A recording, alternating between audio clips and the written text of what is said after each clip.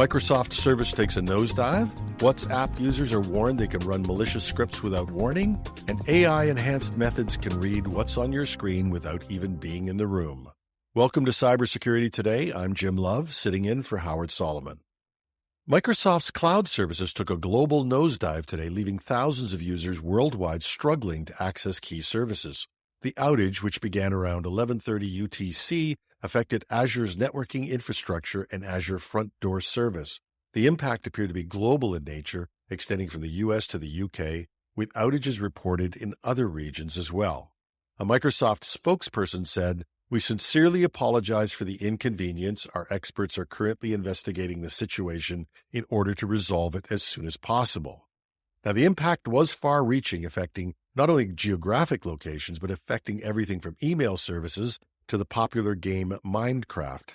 As one expert commented, it seems slightly surreal that we're experiencing another serious outage of online services from Microsoft. You would expect Microsoft's network infrastructure to be bomb-proof. Microsoft did manage to implement some network changes by afternoon in North America and was able to have many systems functioning, but still reported sporadic outages. As they noted, "As we investigate reports of specific services and regions that are still experiencing intermittent errors, we believe that our network configuration changes have successfully mitigated the impacts of the usage spike, but that these changes are causing some side effects to certain services." This outage comes less than 2 weeks after a major global IT incident caused by a flawed CrowdStrike update. As Microsoft prepares for its quarterly earnings call today, all eyes will undoubtedly be on how the tech giant plans to prevent such widespread disruptions in the future. Is it time to ask whether it's wise to have an infrastructure supplied in a fashion where an entire continent, or perhaps even a worldwide usage, can be taken down with a single error? WhatsApp users are warned that Python and PHP scripts can run without warning when opened as attachments.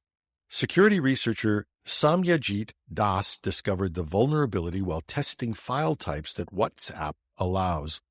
While the app blocks many risky files like exes or .bat, it fails to stop Python and PHP scripts from executing.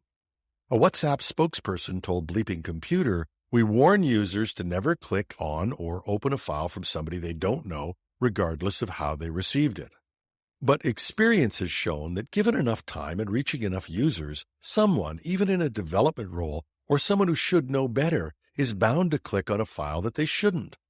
It also doesn't address the potential for hijacked accounts to spread malicious scripts to contacts or chat groups.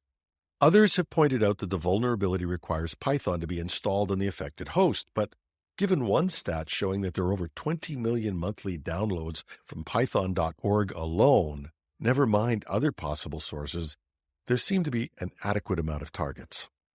Not surprisingly, then, Das expressed disappointment with WhatsApp's response, noting that it was a simple thing to prevent by simply adding the .pyz or the .pyzw, or for our American counterparts, PYZ, and PYZW extensions to their block list, he said. Meta can prevent potential exploitation through these Pythonic zip files. For now, WhatsApp users should exercise caution when opening attachments, especially if Python is installed on their system. Stay vigilant and think twice before clicking open on any unexpected files. Imagine someone reading your screen without even being in the room. Researchers from Uruguay's University of the Republic have demonstrated that artificial intelligence can decode what's on your screen by intercepting electromagnetic radiation from HDMI cables. Lead researcher Federico Larocco explains, "Governments are worried about this, but I wouldn't say the normal user should be too concerned. But if you really care about your security, whatever your reasons are, this could be a problem." The team's AI-powered method can reconstruct text from intercepted HDMI signals with about 70% accuracy, good enough for most human readers to decipher sensitive information like passwords or financial data.